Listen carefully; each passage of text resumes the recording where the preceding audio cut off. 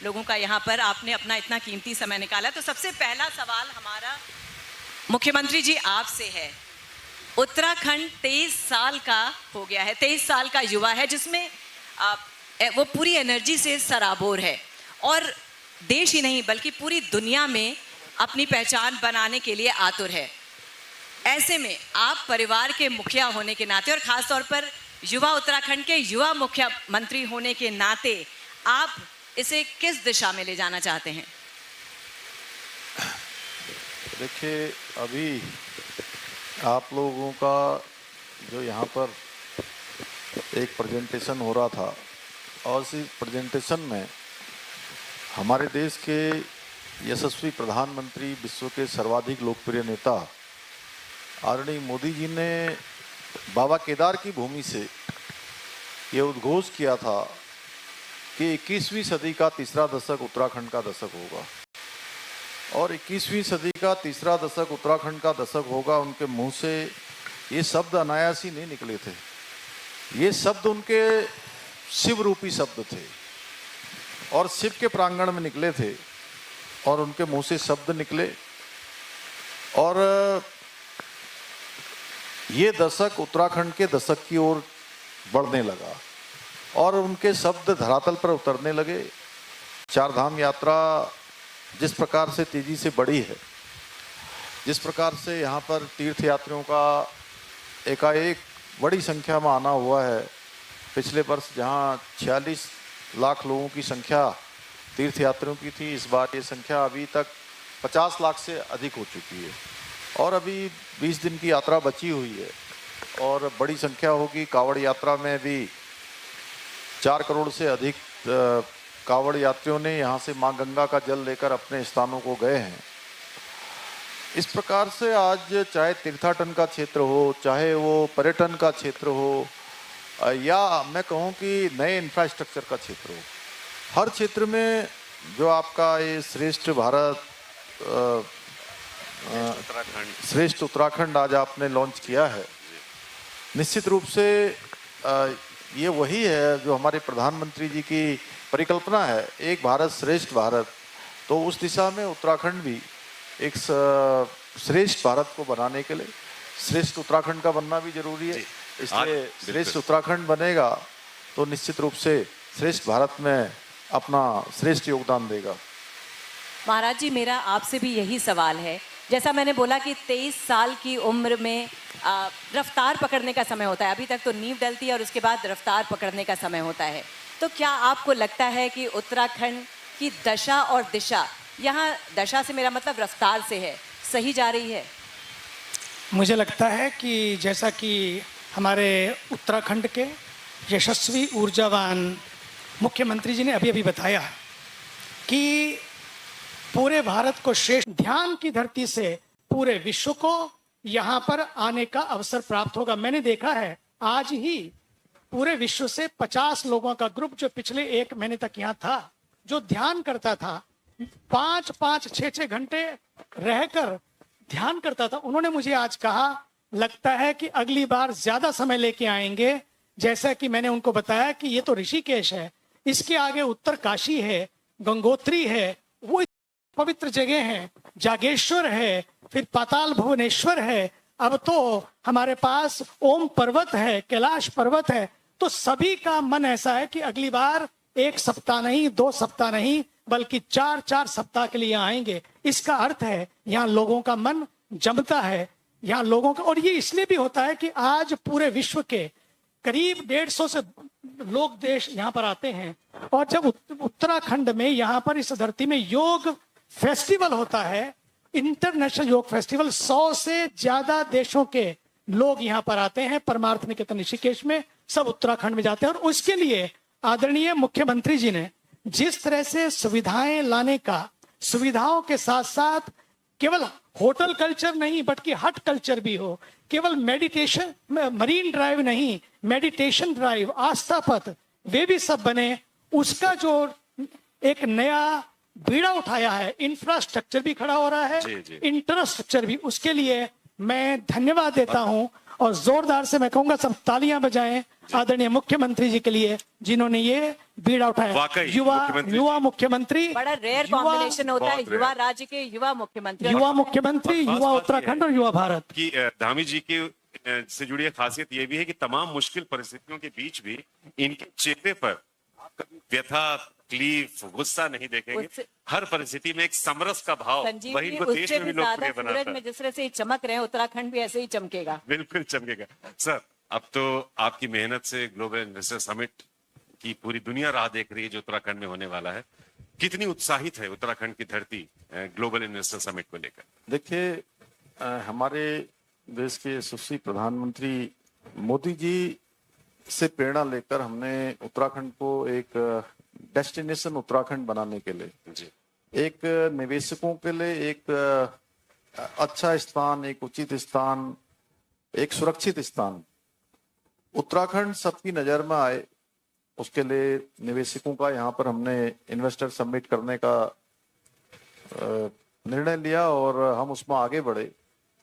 अभी आप ब्रिटेन भी होके आए इसके लिए? ब्रिटेन में, लंदन में, बर्मिंघम में, और अभी हाल ही में हमने यूएई में, जी, दुबई और अबू धाबी में भी जो है लोगों से संपर्क किया है, लोगों के साथ संवाद किया है, और व्यक्तिगत रूप से भी किया है, सामूहिक रूप से भी किया है, और उसके साथ दिल्ली और मद्रास अनेकों स्थानों पर। इसके बाद हम लोग अहमदाबाद और बेंगलोर और मुंबई, उन शहरों में भी जाने वाले हैं। जी।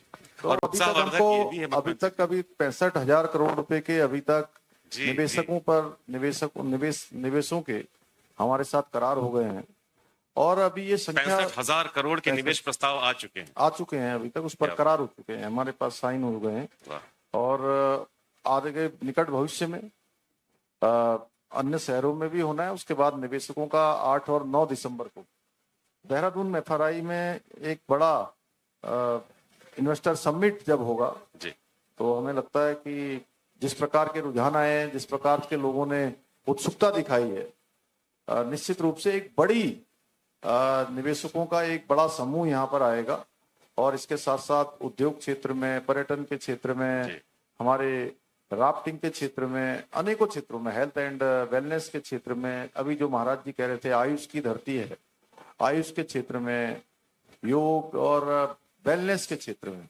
सभी क्षेत्रों में लोगों ने अपने अपने प्रस्ताव हमको दिए हैं। हम सभी प्रस्तावों को देख रहे हैं, उसकी एक कमेटी हमने बनाई है, स्क्रीनिंग भी उसकी कर रही है, और जो उत्तराखंड राज्य के हित में होंगे उन सभी प्रस्तावों को हम आगे बढ़ाएंगे, उनके साथ करार को जमीन पर उतारने का काम करेंगे, जिसमें अधिकाधिक उत्तराखंड के लोगों को स्वरोजगार से, रोजगार से जुड़ने का अवसर मिलेगा, उनकी आर्थिकी मजबूत होगी, नौजवान युवाओं को रोजगार मिले। ये हमारी प्राथमिकता है कि उनके घर के पास उन सभी को रोजगार मिलेगा। आपने प्रधानमंत्री जी की बात की, तो मुझे, जैसे आपने कहा कि उन्होंने कहा है कि अगला दशक उत्तराखंड का होगा, लेकिन साथ ही उन्होंने ये भी कहा है कि खेलेगा इंडिया तो बढ़ेगा इंडिया। लेकिन उत्तराखंड में स्पोर्ट्स इंफ्रास्ट्रक्चर देखिए तो एक बहुत बड़ा चैलेंज है, तो उसके बारे में क्या कर रही है सरकार कि जिस तरह से लोकल टैलेंट जो है उन्हें भी अपनी कला का प्रदर्शन करने का मौका मिले, इसके लिए क्या योजनाएं हैं सरकार की तरफ से? देखिए, हमने अलग अलग क्षेत्रों में अलग अलग योजनाएं बनाई है। आज अगर हम पर्यटन के क्षेत्र की बात करें तो पर्यटन में हमने अपने यहाँ पर नीति बनाई है, जिसमें हम यहाँ के स्थानीय से लेकर पर्यटन के क्षेत्र में काम करने वालों को हमने 75% कैपिटल सब्सिडी देने का प्रावधान किया है। हम होम स्टे को यहाँ पर बढ़ावा दे रहे हैं। इसी प्रकार से हॉर्टिकल्चर में हम हॉर्टिकल्चर की नीति लेकर आए हैं, जिसमें एक साल में हमने 30,000 पॉली हाउस बनाने का भी आगे बढ़ाया है, और जो पहले साल भर में 500 बनते थे, अधिकतम 1000 बन जाते थे, अब हम एक साल में इतने बनाएंगे, जिससे कि विभिन्न क्षेत्रों में एप्पल मिशन है, कीवी मिशन है, दालचीनी का मिशन है, हमारे बहुत सारे फूल हैं, फल हैं, इन सभी को एक मिशन के रूप में बढ़ाकर, और हमारी जो बहनें हैं मातृशक्ति, जो बहुत बड़ी संख्या में यहाँ पर स्वयं सहायता समूह चलाती हैं, और वो स्वयं सहायता समूह में जहाँ अपना रोजगार करती हैं, अपने रोजगार के साथ साथ अन्य बहुत लोगों को भी रोजगार से जोड़ने का काम करती है। लखपति दीदी योजना के माध्यम से, अन्य योजनाओं के माध्यम से हम लगातार उन सभी को प्रोत्साहित करने का काम कर रहे हैं।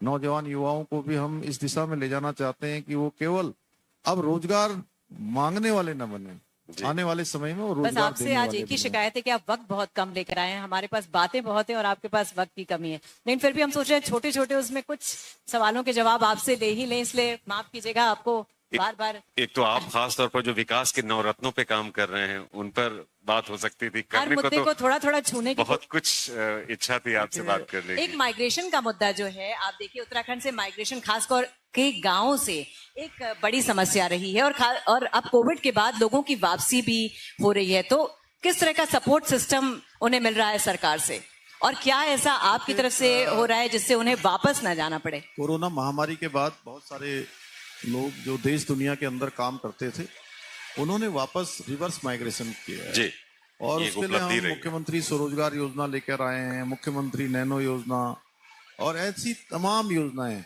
जिनके माध्यम से वो आज, चाहे मैंने अभी थोड़ी देर में कहा, टूरिज्म का सेक्टर हो, इंडस्ट्री का हो, एमएसएमई का क्षेत्र हो, लॉजिस्टिक का हो, हॉर्टिकल्चर के क्षेत्र में हो, सभी क्षेत्रों में, मत्स्य पालन हो, पशुपालन हो, सभी में सरकार ने प्रोत्साहित लोगों को करने की योजना बनाई है। जो भी अपना काम करना चाहते हैं सरकार पूरी तरह से उनके साथ खड़ी है जी, और हर प्रकार से उनको सहयोग करेगी और जिससे कि वो अपने पैरों पर खड़े हों।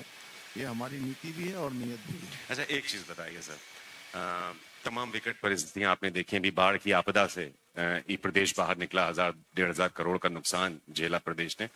उन सब के बावजूद आपकी जो एक शख्सियत है कि आपके चेहरे पर कभी कुछ रिफ्लेक्ट नहीं होता है, लेकिन निर्णय आप बहुत सख्त ले लेते हैं, तो ये तालमेल आप कैसे मेंटेन कर पाते हैं शिष्टता का और सख्ती का? देखिए, मैं कभी भी दो प्रकार का व्यवहार नहीं करता हूँ जी, मैं जैसा बाहर से हूँ वही मैं अंदर से सोचता हूँ और पूरी ईमानदारी के साथ काम करता हूँ। मुझे लगता है कि मुझे जो अपना बेस्ट से बेस्ट, जितनी मेरी ताकत है, जितनी मेरी सामर्थ्य है, शक्ति है, जितने मेरे अंदर ऊर्जा है, उस पूरी ऊर्जा को मैं अपने राज्य के लिए लगाता हूँ, राज्य के लोगों के लिए लगाता हूँ और जो स्थिति परिस्थिति होती है उस परिस्थिति में सबसे अच्छा मैं जो भी कर सकता हूँ, जो मेरी उस समय की सोच होती है या बुद्धि विवेक जो भी मेरा कहता है मैं उसके लिए करता हूँ। इसलिए मुझे मैं इस बात का कोई बाद में किसी प्रकार का अपने मन में खेद नहीं रखता हूँ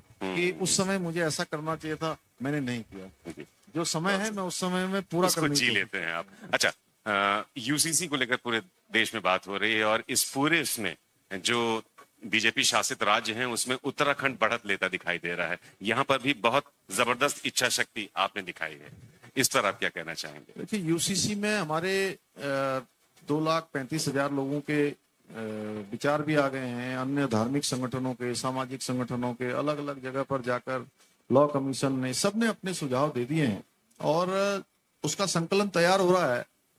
कुछ एक चीजों पर जो हमारी कमेटी है, जस्टिस रंजना प्रकाश देसाई जी की अध्यक्षता में जो कमेटी बनी हुई है, वो कमेटी अपना काम उसने पूरा कर लिया है, केवल संकलन बचा हुआ है जी। जैसे ही उनका संकलन हमको मिल जाएगा हम यूसीसी लागू करने की दिशा में आगे बढ़ेंगे और निश्चित रूप से भी एक जो तुष्टीकरण देश के अंदर चलता था उस तुष्टीकरण से आगे सशक्तिकरण की ओर देश चलेगा। उत्तराखंड उसकी शुरुआत करेगा।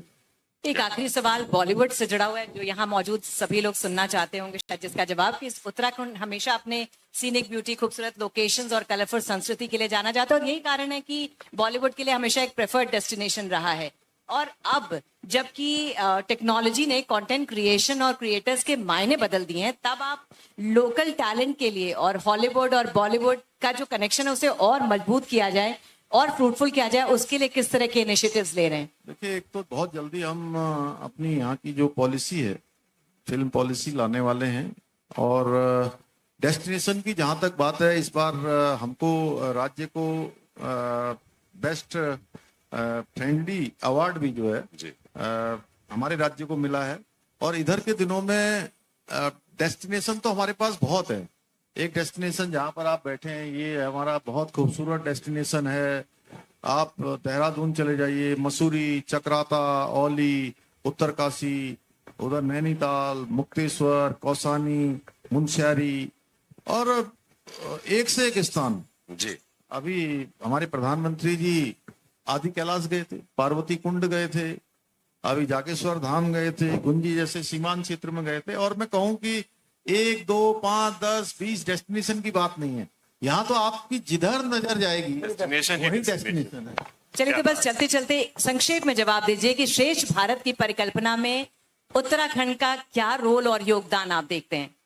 देखिए, उत्तराखंड चूंकि एक ऐसा राज्य है जो पूरे देश को शुद्ध हवा, शुद्ध पानी देने का काम करता है, और हमारा 71% जो भूभाग है वो वनों से आच्छादित है, पर्वतों से आच्छादित है, नदियों से आच्छादित है। और इतना बड़ा भूभाग जहाँ वनों, पर्वतों, नदियों से आच्छादित हो, वो अपने आप में केवल उत्तराखंड के लिए नहीं बल्कि पूरे भारत के लिए, पूरी दुनिया के लिए शुद्ध हवा, शुद्ध पानी देने का काम कर रहा है। तो निश्चित रूप से जो हमारे प्रधानमंत्री जी का एक भारत श्रेष्ठ भारत की परिकल्पना है, उसमें हम हमारे राज्य के अंदर जो हमारी यहाँ की जनसंख्या है, उस जनसंख्या से कम 5 गुना 6 गुना ज्यादा लोगों की व्यवस्था करते हैं। क्या बात। कैसे करते हैं? जैसे हमारे 4 धाम यात्रा में आज 50 लाख से ज्यादा लोग आ गए हैं। पूरे साल भर में कई करोड़ लोग यहाँ पर तीर्थाटन के लिए, पर्यटन के लिए आते हैं। कावड़ यात्रा में 4 करोड़ से ज्यादा लोग आते हैं। उन सभी लोगों की व्यवस्था करनी है। इसलिए उत्तराखंड का श्रेष्ठ होना भारत के श्रेष्ठ बनने का एक रास्ता है। और जो हमारे प्रधानमंत्री जी का इस संकल्प है, उस संकल्प में गिलहरी जैसा योगदान हम हर क्षेत्र में देंगे। उत्तराखंड को साफ स्वच्छ उत्तराखंड के रूप में यहाँ के हमारे जितने भी जो तीर्थ स्थान हैं, चाहे हरिद्वार हो, ऋषिकेश हो, हमारे यमुनोत्री, गंगोत्री, केदारनाथ, बद्रीनाथ, अभी जागेश्वर धाम, आदि कैलाश, माँ पूर्णागिरी का धाम, माँ हाट कालिका का धाम, ऐसे अनेकों स्थान आज जो संपूर्ण विश्व में कहीं ना कहीं लोग इन सब की महिमा के बारे में जानते हैं, इसके बारे में आते हैं। यहाँ लोगों को अच्छा आवास मिले, अच्छी उनको पर्यटन की सुविधा मिले, परिवहन की सुविधा मिले, हर प्रकार की अच्छी सुविधा मिले। क्योंकि हम एक होस्ट के नाते ये इतने देश भर से, दुनिया भर से आने वाले लोगों का आतिथ्य हम सबको करने का अवसर मिलता है। तो इस दिशा में भी हम जो अपना इंफ्रास्ट्रक्चर है, इसको हमारे प्रधानमंत्री जी की जो प्राथमिकता है उसको बढ़ाने पर ध्यान दे रहे हैं, पूरी तरह से कर रहे हैं। आज 4 धाम हमारे बहुत अच्छे रास्ते बन गए हैं, रेल जा रही है, अभी हवाई सेवाएं हम शुरू करने वाले हैं, लिफ्ट परियोजनाएं जगह जगह चल रही हैं, एक कोने से दूसरे कोने को जोड़ने का काम हो रहा है। तो ऐसे अनेकों काम स्वास्थ्य के क्षेत्र में, शिक्षा के क्षेत्र में, दूरस्थ क्षेत्र जो हमारे वाइब्रेंट विलेज हैं, उन विलेजों की और ठीक प्रकार से जो बुनियादी सुविधाएं हैं, जो एक व्यक्ति को उन स्थानों पर अपने परिवार के लिए, अपने लिए चाहिए होती हैं, उन सभी को हम ठोस तरीके से आगे बढ़ा रहे हैं, ठोस तरीके से कर रहे हैं। तो जिस तरह से केंद्र हमारा मोदी जी के निर्देश पर, उनके मार्गदर्शन में, और जिस तरह से आप काम कर रहे हैं, तो हम 2024 के आम चुनावों में क्या मानकर चले? इस राज्य का क्या योगदान मिलने वाला है मोदी जी को? पूरे देश के अंदर एक बात मैं आपको बताऊं कि प्रधानमंत्री आदरणीय मोदी जी को लेकर जी जिस प्रकार का एक बॉन्ड आम जनता, सामान्य जनता, माताओं बहनों का, नौजवानों का, बच्चों का जो बॉन्ड है प्रधानमंत्री जी के साथ, मोदी जी के साथ, वो अपने आप में ऐसा बॉन्ड है कि उसके बीच में कोई है नहीं जी। और अभी पिथौरागढ़ के सीमांत क्षेत्र में जब प्रधानमंत्री जी आए थे, तो मैं प्रदेश की तो बात नहीं करता हूं, पूरे देश और सीमांत क्षेत्रों की बात कर रहा हूं कि 7 किलोमीटर जो हवाई अड्डे से लेकर हमारे कार्यक्रम स्थल तक जहां पर जनसभा होनी थी, कोई ह्यूमन चेन नहीं थी। अच्छा। वो ह्यूमन बॉल बन गई थी पूरा। लोग इतने, ऐसा लगता था कि कोई अपने घर में ही नहीं होगा, इतने लाखों की संख्या में लोग वहां पर पहुंचे थे। अपने आप में ऐसा था कि मैं समझता हूँ आज से पहले कभी नहीं हुआ होगा। कामी साहब, बहुत बहुत शुक्रिया आपने। यहाँ से उत्तराखंड हर चीजों को जो है पहले शुरुआत करने वाला होता है, क्योंकि हमारा हिमालय है जी। यहाँ गंगा जी हैं, यमुना जी हैं, शारदा जी हैं, पिंडर है, गोमती है, अलकनंदा, भागीरथी, अनेकों, महाकाली हैं, 12 महीने बहने वाली हमारी नीर है, नदियां हैं। तो सबको एक दिशा देने का काम करती है। तो उत्तराखंड ने 2014 में आदरणीय प्रधानमंत्री मोदी जी को प्रधानमंत्री बनाने के लिए 5 सीटें थी जी। 19 में भी 5 दी थी, 24 में भी 5 देंगी और देश में प्रधानमंत्री जी तीसरी बार प्रधानमंत्री बनेंगे, इसमें कोई संदेह नहीं है। चलिए बहुत बहुत शुक्रिया, आपने अपना धन्यवाद। इतना कीमती समय दिया।